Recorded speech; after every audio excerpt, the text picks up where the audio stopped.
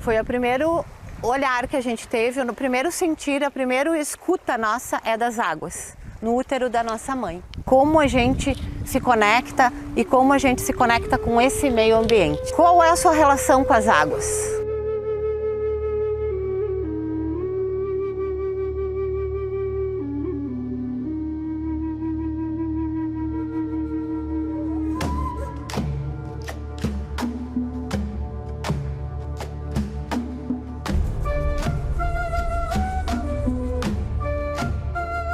Falar um pouco da nossa Nyanderu, que foi ele que criou a nossa vida, né? A vida ser humano, né?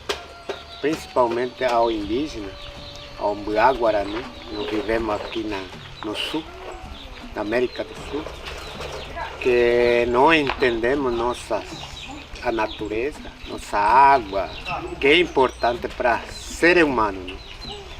Para ser vivo. Não entendemos que a natureza, a água, é uma vida espiritual, é um sangue da planeta, a sangue da terra, a sangue de ser vivo. Então não entendemos dessa forma. A água era para ser respeitada. Era para ser desenvolvido, né? Respeitar, conhecer. Então nossa visão e nosso entendimento, por isso que nós indígenas nunca destruímos a coisa natureza. Porque a gente sabe que tem espírito, terra tem espírito, árvore tem espírito, água tem espírito, pedra, todos seres vivos, animais, peixe. Então, por isso que é importante isso. Esse rio Guaíba, por exemplo, uma sagrada para a gente, porque foi criado pelo Deus, Nyanderu que criou isso. Então, dentro da água vivem muitas coisas também, peixe, várias coisas, aquático, né? Então precisa ser respeitado e precisa ser preservado, principalmente preservado. E não indígena que vem destruir a nossa natureza. Então todo mundo sabe isso, nós entendemos dessa forma, porque nós criamos junto com essa natureza, por isso que nós respeitamos muito.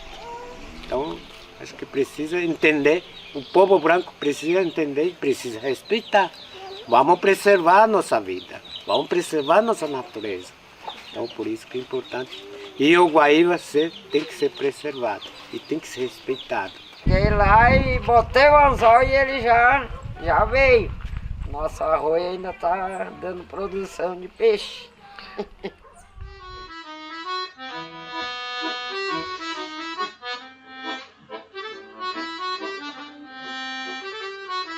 Pesco, gosto de pescar, por isso que eu gosto de cuidar as beiras de arroio, para nosso arroio não morrer, né? Que uns cuidam, outros não cuidam, a gente limpa, vem um e larga lixo na beira do arroio, a gente vai e tira tudo, né?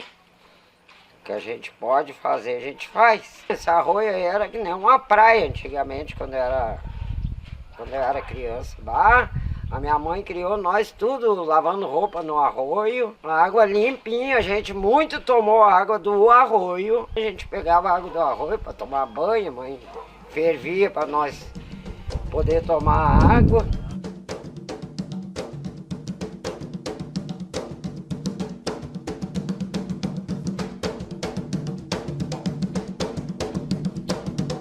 Eu, às vezes, me indigno com o povo, né? Que é o povo que está destruindo tudo. Uhum.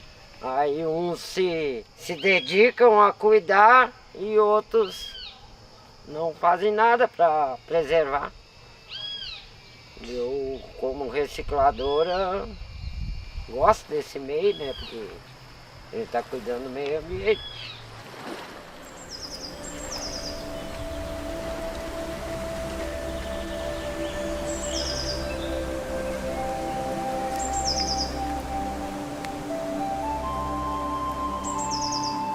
Minha mãe era benzedeira.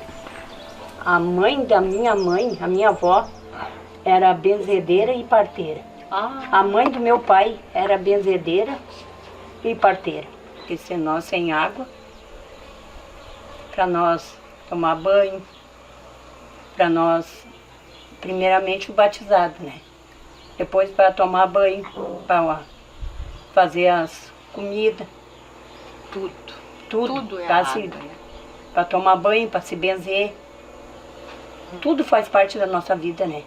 Para as terras, se não tiver chuva, não tem plantação, né? Exatamente, não tem o alimento, não tem o alimento, flor, não tem a erva. Não tem a erva. A água é vida, né? É isso mesmo. É tudo na nossa vida, a água. Botava mais uns trouxão, né, Luciana? Eu tinha 12 anos, mas eu era bem magrinha, não, Luciana. Pra te lavar, porque ela era muito caprichosa. Mas gostava também de mandar gente que não podia, né, Luciana? Aí eu saí com aquela trouxa de roupa caindo aqui, levantando lá. Parece que eu tô vendo até a sanga, né, Luciana? Aí, Luciana, eu botava uns montes assim de roupa em cima da tábua. Ia ensaboando, né? Porque aí quando chegava lá nas de baixo já tava bem boa de lavar, né? Aí eu botei todas as roupas assim em cima. Aí parece que eu tô vendo um matinho, era assim, Luciana, era uma lombinha assim. Eu vi aquele barulho que vinha vindo descendo. Era uma cascavel, batendo guiso. Bom, Luciana, aquele sabão eu não sei aonde que foi parar, Luciana. Cheguei em casa, não chorei no guiteiro, ainda tomei uma tunda. Que ela disse que eu não queria era lavar as roupas. Aí eles trazem a água dentro.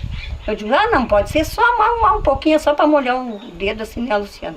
Fazer o sinal da cruz. Fazer o sinal da cruz e dizer o nome da criança, eu te batizo, fulano, em nome do Pai, do Filho, do Espírito Santo, amém. E aí a gente reza primeiro, antes, um Pai Nosso, uma Ave Maria e um Pai Nosso, né, Luciana? Aí depois, é só isso. Já conecta, já tá batizado. A nossa evolução depende de cada um de nós, porque todos nós somos médiums. Isso é inato, é do ser humano, só que uns têm a mediunidade mais desenvolvida, né? Tem outros tipos de mediunidade que são várias, e outros não têm uma mediunidade muito ostensiva e dizem assim, eu não sou médium, não sinto nada. Às vezes é o maior doador de energia, de ectoplasma, de coisas assim tão positivas, né? Então, quando eu benzia as pessoas, mas eu nunca gosto, não é que eu não gosto de benzer, é que como eu me tornei espírita há quase 30 anos, então a doutrina ela é kardeciana, então a gente cumpre uma certa forma de estar na doutrina, porque não tem rituais, eles não usam ervas, não usam santos, a gente não tem rituais. Então, a única coisa que a gente tem é os fluidos que a gente deposita na água, que é, no caso, a água fluidificada, que é uma energia que vem através de Deus. Então, o que a gente faz? Pedir assim, licença para a mãe, pedir para a mãe segurar as ervinhas, porque a gente não usa ervas. Então, o que é? Vou mais ou menos te exemplificar. Então, assim, eu vou fluidificar uma água para ti, por exemplo. O que eu vou fazer? Eu vou levar meu pensamento, aqui eu estou falando porque a gente está num documentário, está conversando. Eu vou levar meu pensamento, neste momento, a Deus, a Jesus, a espiritualidade amiga, pedindo que através dos fluidos medicamentosos, através dos painéis da natureza, dos laboratórios, essa água receba todos os fluidos de energia, que essa irmã receba de saúde, fluidos de paz, de harmonia, que ela tenha força, que ela tenha coragem para vencer toda a sua caminhada e que essa luz do Pai, essa luz divina a envolva um grande caminho de paz, de amor, que todos esses fluidos benfazejos estejam com ela. Eu sempre digo pelos familiares, pelo seu filho, pelos seus amigos. Muito obrigada, amado Mestre Jesus, por nos oportunizar mais um dia juntos nesta caminhada e que assim seja. Então, o que aconteceu? A água, ela é a maior catalisadora de fluidos e ela, através dos fluidos da natureza e dessa ligação com Deus, ela capta. Por isso que quando a água vai ser fluidificada, a água não pode ser gelada, porque as moléculas delas estão diferenciadas. Então, quando a gente entra em prece e que a gente está com a água assim em temperatura ambiente, é mais fácil dela catalisar os fluidos, ela vai conseguir. Então, a água é vida, a água é, como tu iniciou falando, desde o nosso útero da mãe, a gente já vem envolvido pela água. Então, se nós não respeitarmos e não também amarmos a natureza, a água, nós já estamos sofrendo por tudo isso, né? E é muito triste ver quando, colocado, que tu dá uma caminhada na praia, que tu vê o lixo que as pessoas colocam, que tu vê que não há respeito à água. Eu tenho todo esse cuidado, sabe, na minha casa. E hoje ainda eu falei com um amigo de manhã e ele disse: pá, tu vê, né, o lixo? Eu digo, não me dá sacola, coisas assim, né? Aí ele diz, é pena que não é todo mundo que tem essa consciência. Aí eu lembro da historinha do beija-flor, que fala, né, num grande incêndio, ele é pequenininho e tá pegando com seu biquinho aquela água e tá tentando apagar aquele incêndio enorme naquela baita floresta. Aí os outros dizem, ai, como tu é bobo, tu tá querendo apagar um incêndio, tu é tão pequeno. Eu estou fazendo a minha parte. Porque assim como eu, várias pessoas têm essa consciência, né? Então, vai ser uma forma de não prejudicar a natureza. Então, a água é vida e sem a água nós não vamos sobreviver. É muito gratificante estar à margem do Rio Guaíba, né? Eu nunca gostei de tomar banho em arroio, mas eu achei sempre muito bonita essa nossa água. A gente é muito agraciado. A gente tem toda a volta, né, mãe, com água. Só agradecer a Deus por essa oportunidade, né? E para encerrar, eu digo assim, a gente pergunta, o que eu vou deixar para os meus filhos, né, numa nova reencarnação? Não só para os nossos filhos, também podemos voltar aqui. O lixo que eu deixar pode não ser só para os meus filhos, para os meus netos, mas pode ser para mim novamente. Então, cuidar do planeta, cuidar da natureza, é querer um mundo melhor.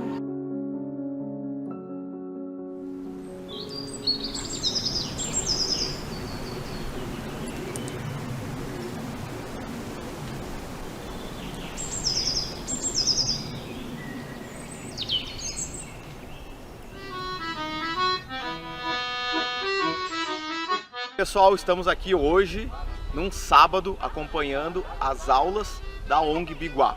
ONG Biguá é uma associação que une canoagem com a preservação do meio ambiente e hoje tem um foco para os jovens aqui no município de Barra do Ribeiro.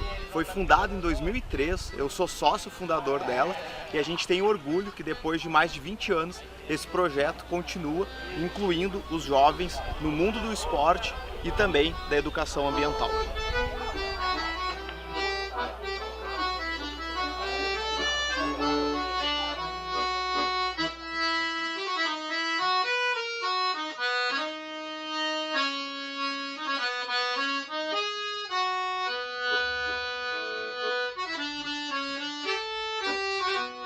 Fazia atividades a gente remava, fazia limpeza ecológica, naquela época que não tinha internet, não tinha esse acesso tão fácil assim, e a população nem se dava por conta de tanto lixo e tanto resíduo que ia parar nas nossas praias, nos nossos arroios. E aí a gente começou a mover isso para conscientizar a população, né, de que começar a preservar, porque a nossa praia estava tapada de lixo. Aí então agora, 20 anos depois, aí, a gente está colhendo os frutos. Eu mesmo nunca imaginei que eu já fui presidente da Biguá mais de uma vez, e agora eu sou instrutor de canoagem, vela, e a gente tem toda essa galera na água aí, que são o futuro da Biguá. Daqui a pouco vai ser eles que vão ser os diretores e eles que vão estar ministrando aula aí, né? Então essa galera aí que eu tenho para dizer que eles que são o futuro da nossa sociedade, né? É que nem um dia que a prof disse, o que custa ficar com o lixinho até achar uma lixeira? O pessoal muitas vezes prefere não esperar chegar até um ponto de descarte para ser destinado a uma coleta certa, né? Uma certa reciclagem, né? Usam o lixo e acabam jogando mesmo na rua, acabam parando nas águas, ou até mesmo alguns navegantes que não respeitam as próprias águas e acabam poluindo as águas nossos hoje. Isso, de volta e meia, quando eu vinha na praia, eu via peixe morto ali e um monte de papel, saco em volta dele. Plástico.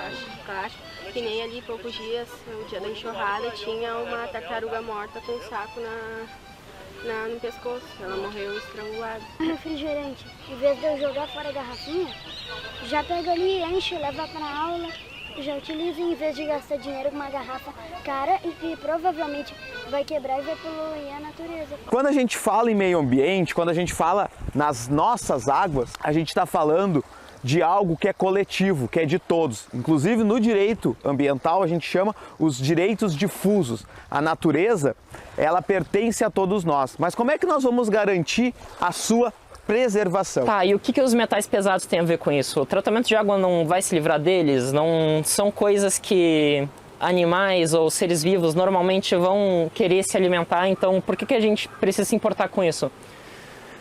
Eles acabam sendo ingeridos, ou melhor, absorvidos pela parte mais basal da cadeia alimentar. Quando são ingeridos pela parte mais basal, eles passam adiante, chegando eventualmente a peixes, aves, pequenos mamíferos, e esses a gente consome.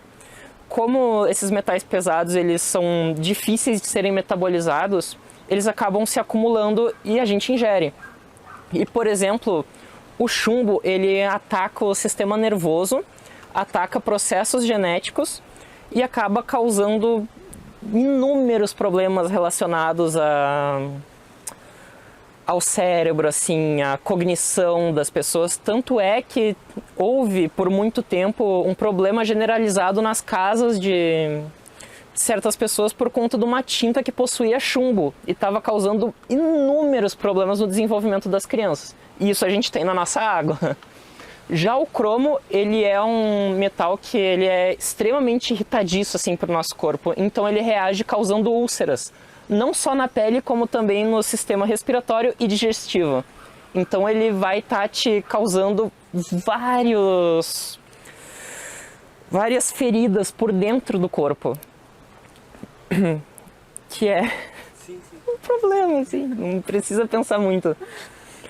E pela questão do lixo, ele acaba também fornecendo não só mais metais pesados, mais macronutrientes, mais produtos tóxicos num geral, assim, mais ácidos, ele também fornece microplásticos para a água. Os microplásticos, eles são difíceis da gente estudar porque não tem um grupo de controle, já que todo mundo tem microplástico hoje em dia. Tu respira, tu come, tu bebe microplástico o tempo todo, porque ele já está em tudo.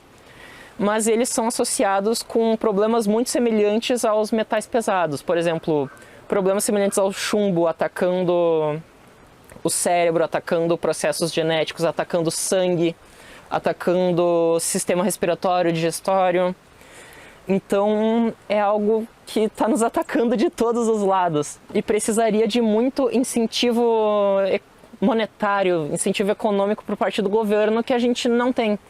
É um problema que ele poderia vir a ser solucionado ou pelo menos controlado se a gente tivesse mais atenção ao dinheiro que no momento não existe para a causa e que acaba nos afetando, seja pelo consumo direto da água, seja pelo consumo do que vem da água, seja pela perca da biodiversidade do Guaíba, que infelizmente para a grande maioria das pessoas não importa. Mas como está afetando o ser humano, deveria importar. Essas pessoas estão sendo afetadas pelos problemas do Guaíba, mas ninguém parece dar a mínima, sabe? Então, é um problema mais de conscientização e de cobrança. Precisa ter uma cobrança por parte do governo, por parte do Estado, para que haja essa questão monetária, para que haja um incentivo, para que haja injeção de verba destinado a tratamento. E existe projetos, existe a base para que haja tratamento, só não existe verba. O que seria necessário, ao meu ver, é justamente a gente olhar para as coisas, não fechar os olhos, não fechar a nossa mente para o que está acontecendo e procurar ter uma noção do panorama atual, das coisas que nos circulam, porque se a gente não prestar atenção, o que vai ser o nosso futuro? O que vai ser da gente se a gente parar de olhar?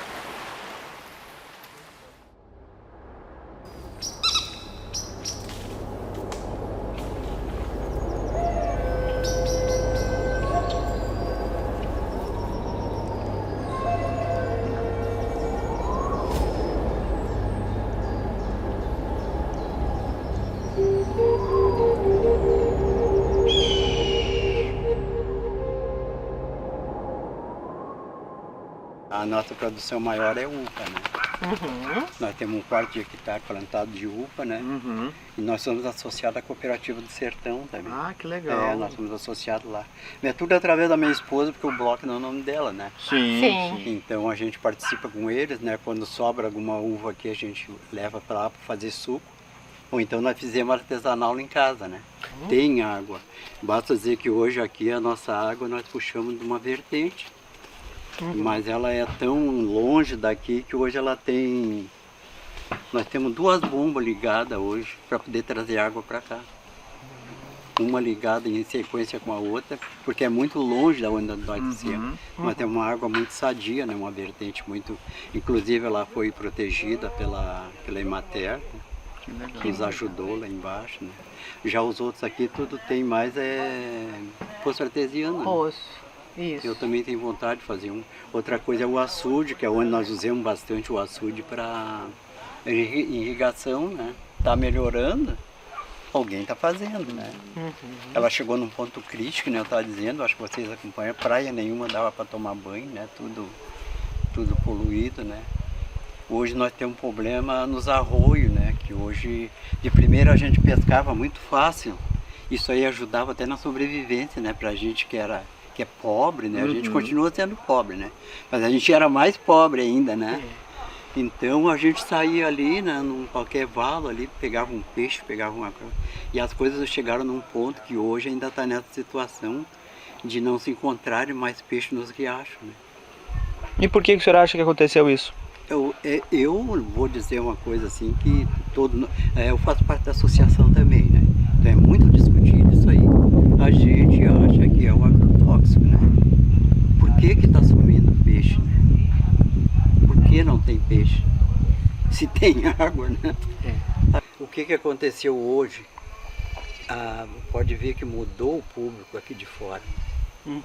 Mudou o público. Ela falou na água, né? O negócio da água. Não, eu sei. Mas então mudou o público aqui de fora. E o que está acontecendo?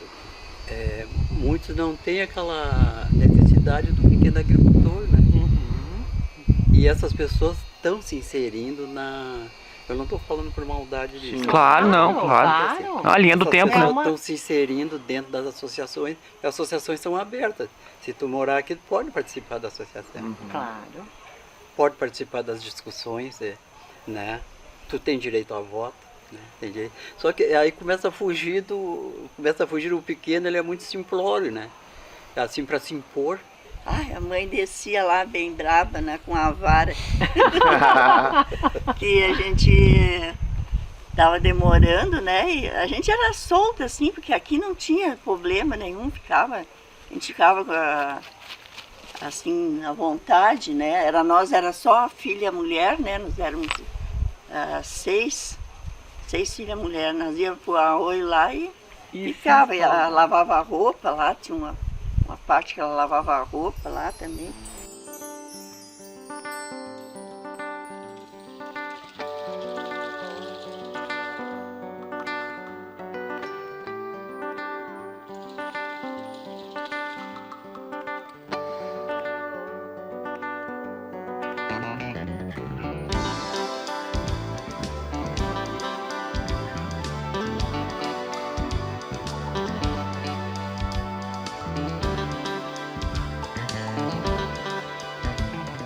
Trabalhar com o meio ambiente, para mim, ele tem que ter, ele não pode ficar num livro didático, ele não pode ficar no caderno, na escrita. Ele, se não tiver esse ir e vir pro local daquilo que tu está falando, o vivenciar é um aspecto importantíssimo da educação e que infelizmente há muito tempo foi se perdendo essa história do movimento, do viajar, da pesquisa em loco. Então, esse olhar para o rio é que começa a despertar também o interesse em cuidar dele. Porque quem não olha para algo, aquilo que não é olhado, não é cuidado.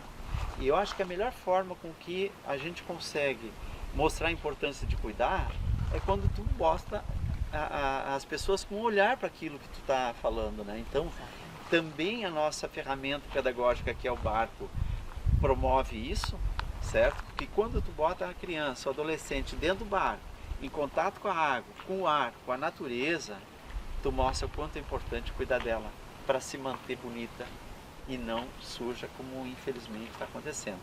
Então a revitalização da orla mostra esse novo olhar, que é preciso cuidar, porque não é um esgoto que a gente joga fora, entre aspas, joga fora, porque na nossa terra nada se joga fora, é tudo dentro do nosso planeta, né? E esse também é um pouco da nossa fala, quando a gente traz a criança para mostrar o quanto nós não entendemos às vezes para não cuidar. A hora que entende, a hora que vê, a hora que sente o que é essa beleza, que é a nossa natureza, que é o nosso planeta, eu tenho certeza que começa a mudar também a forma de se tratar ela. Percorreu o Rio Guaíba, entrou na Lagoa dos Patos e toda aquela beleza tão grande, tão próximo de um grande centro que é Porto Alegre, mas ao mesmo tempo parece que tão distante.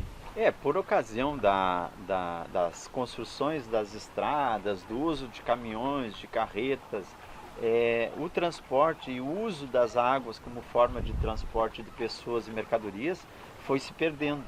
E ao mesmo tempo perdeu-se essa importância, a cada cidade começou, mesmo que seja ribeirinho, começou a se voltar mais para suas rodovias, né? No caso aqui da Barra do Ribeiro e toda a Costa Doce, a 116 foi o virar de olhos para a 116 de todas as cidades, né? Então toda a cidade foi sendo reconstruída a partir dos interesses dessa rodovia, né? E ao passo que o Guaíba, a Lagoa dos Patos, foi se perdendo aquela importância. Mas não é só a questão, para ver que não é só a questão do transporte, tudo se voltou de costas para o rio, né? E também do ponto de vista da poluição. No momento que eu não tenho o meu olhar direto para aquele local, aquilo que está escondido de mim, né, e principalmente das gerações mais novas, que nem viram a importância do rio, o rio não perdeu aquela importância. Só pessoal, que interessante essa fala do seu Antônio, né? Eu sou morador de Barra do Ribeiro há 40 anos e sempre ouvi que a Barra era mais desenvolvida quando não tinha a ponte do Guaíba. Então a BR-116, ela cortou esse elo que ocorria no nosso município a partir das águas. Então toda a produção da metade sul para poder chegar até a capital ocorriam por barcas aqui nessa região do Engenho Santo Antônio. Então aqui tem muita história, o Engenho Santo Antônio faz parte da história de Barra do Ribeiro e muitas famílias se constituíram aqui. Então a gente está num lugar aqui muito privilegiado de história e obrigado, seu Antônio, por compartilhar conosco aí, né, também a sua história. E isso que é importante, a gente valorizar o passado, né? A gente está muito focado no futuro, mas também o nosso videocast, Nossas Águas, ele lança esse olhar e essa voz para o futuro. Que futuro nós queremos para o nosso Lago Guaíba, aqui no município de Barra do Ribeiro.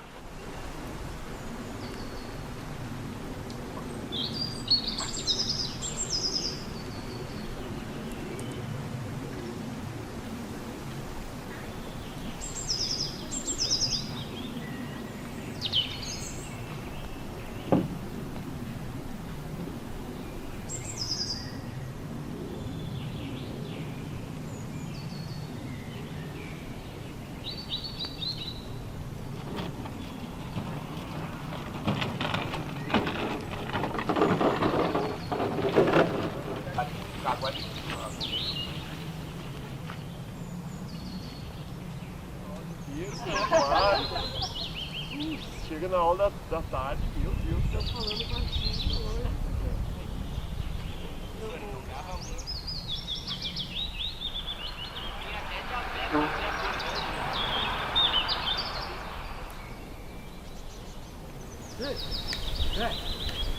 na hora de sair com os caiaques, os alunos, sempre que encontram algum resíduo, eles acabam juntando. O que tu mais encontra, Nicolas, aí na beira do Guaíba, falando ali com a câmera ali? Só é muito plástico, né? Muito plástico. Coisas que numa garrafinha. Pô, dava pra levar pra aula, reutilizar. Reciclar, né? Sim, reciclar. Essa é a palavra, reciclar. Quando eu olho pra praia, eu sinto muita alegria em poder ter uma praia disponível pra gente curtir, remar, fazer esportes. E cuidar da saúde, principalmente, né?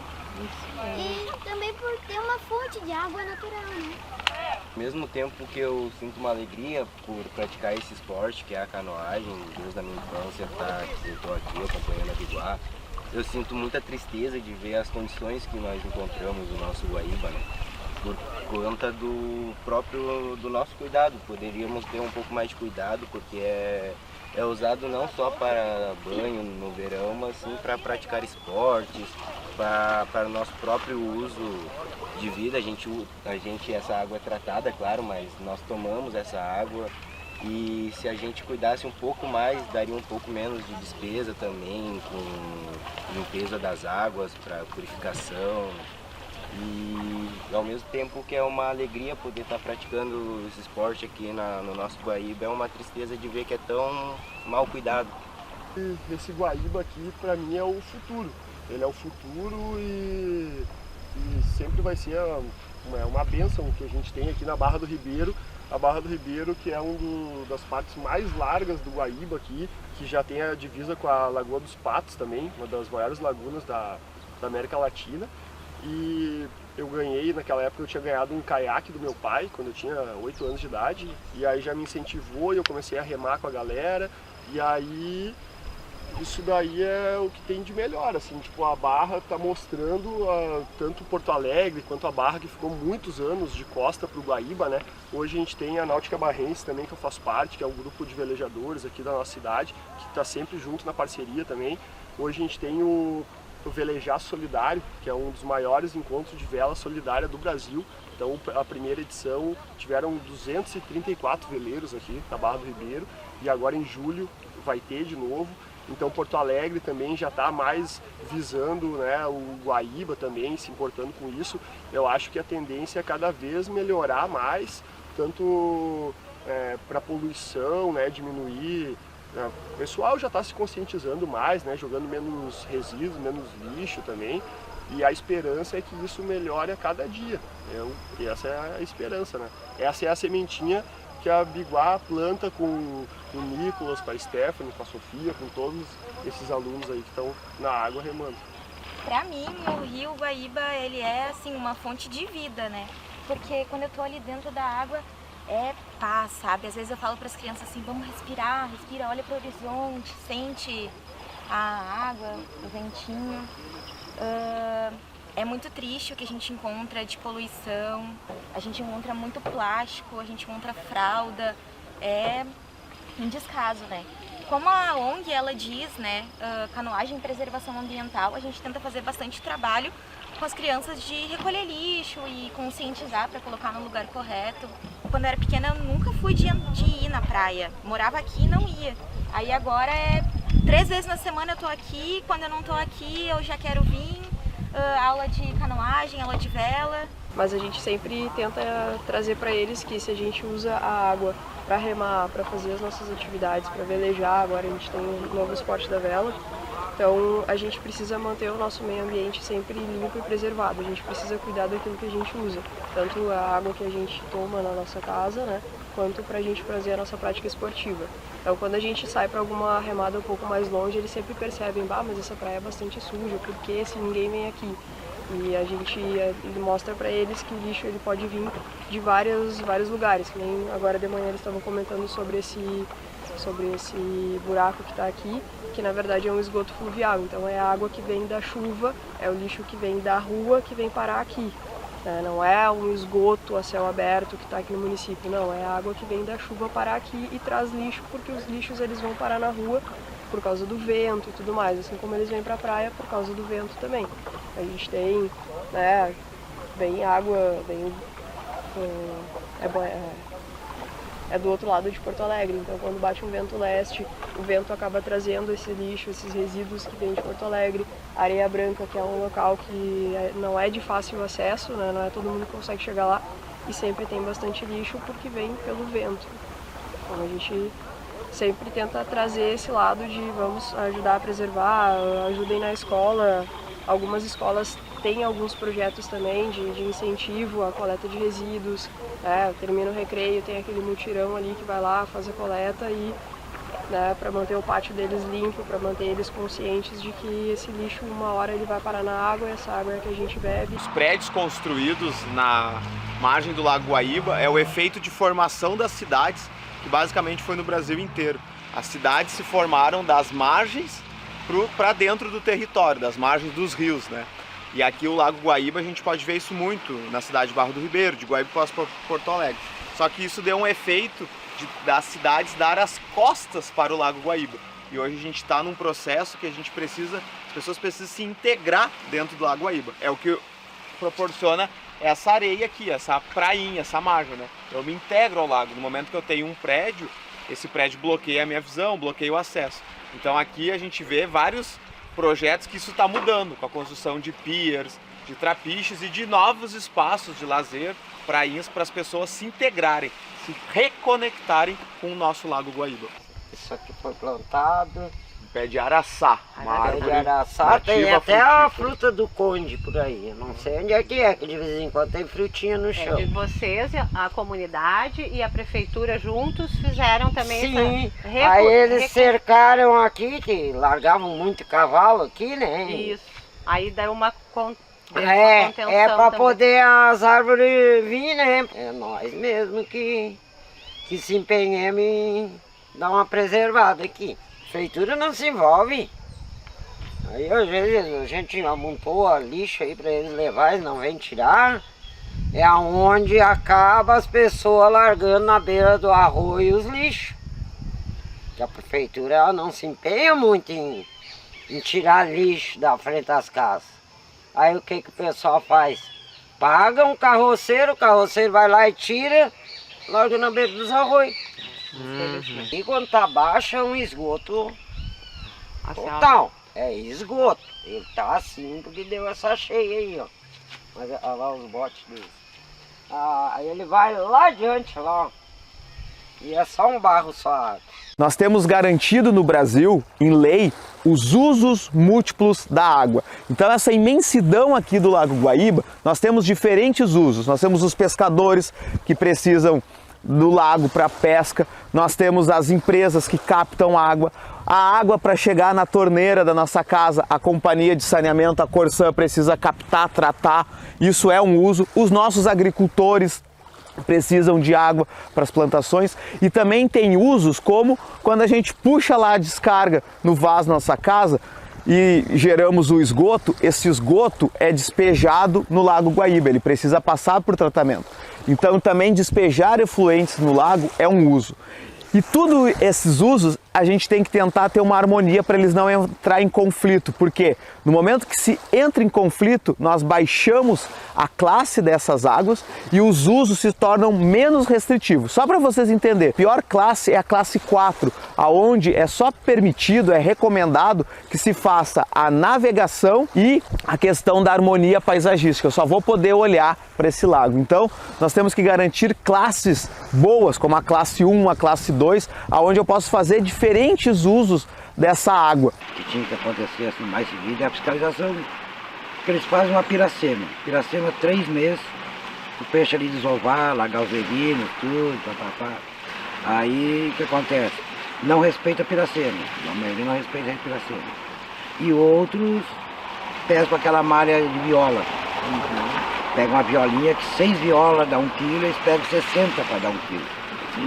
E nessa pegada aí, ele que acontece? Os filhotinhos levinos, que nós esperamos 3 meses, o governo pagou, nós parados, né, para juntar o peixe para nós, eles matam tudo e jogam fora.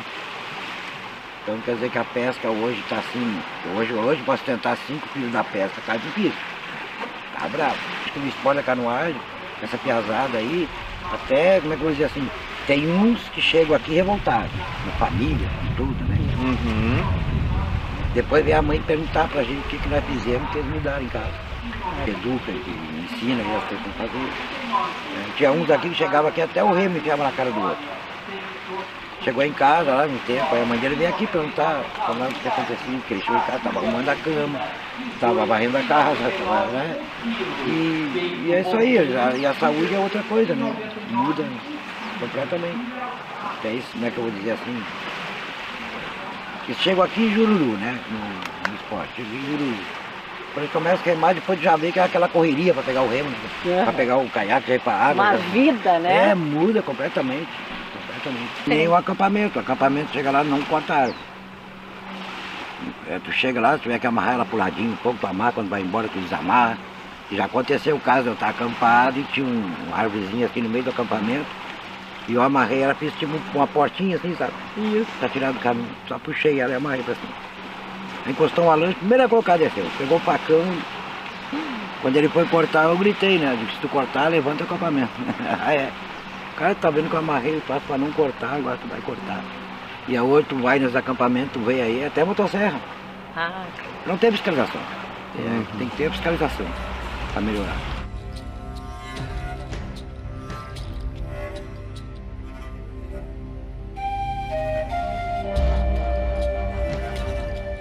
Quando a gente vai na Rio Guaíba, ou perto da Lagoa do Pato, como fala o Juruá, né?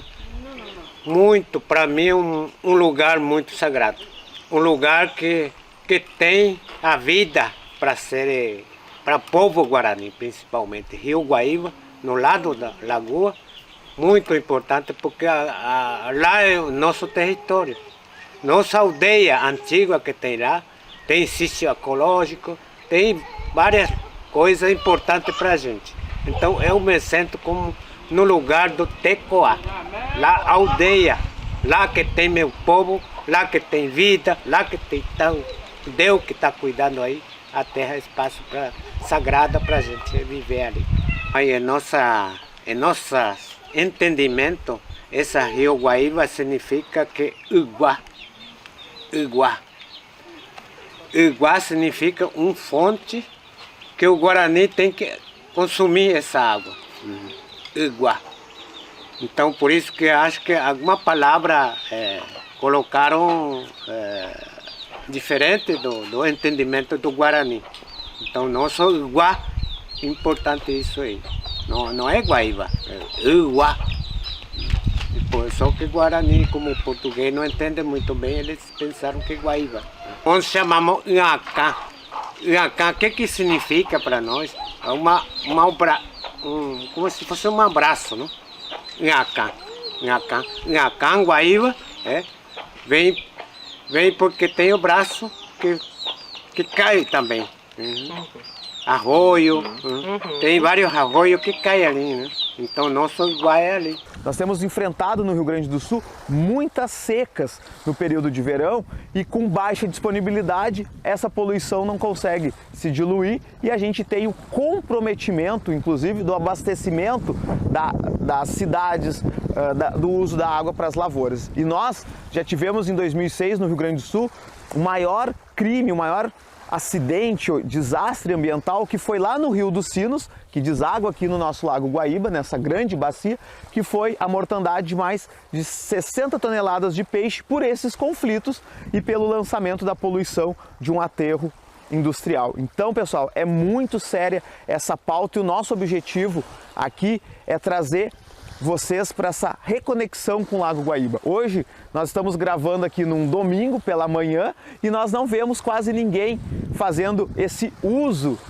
da nossa praia. Então a gente quer cada vez mais que as pessoas se conectem com a natureza. Nós precisamos disso. A nossa essência é água. Vocês estão aí tendo a oportunidade de ver diferentes olhares de diferentes usuários da água e pessoas aqui do nosso município que têm uma relação direta com as águas. E nós precisamos então ter essa questão do respeito com as nossas águas que cada vez mais estão pedindo a nossa ajuda.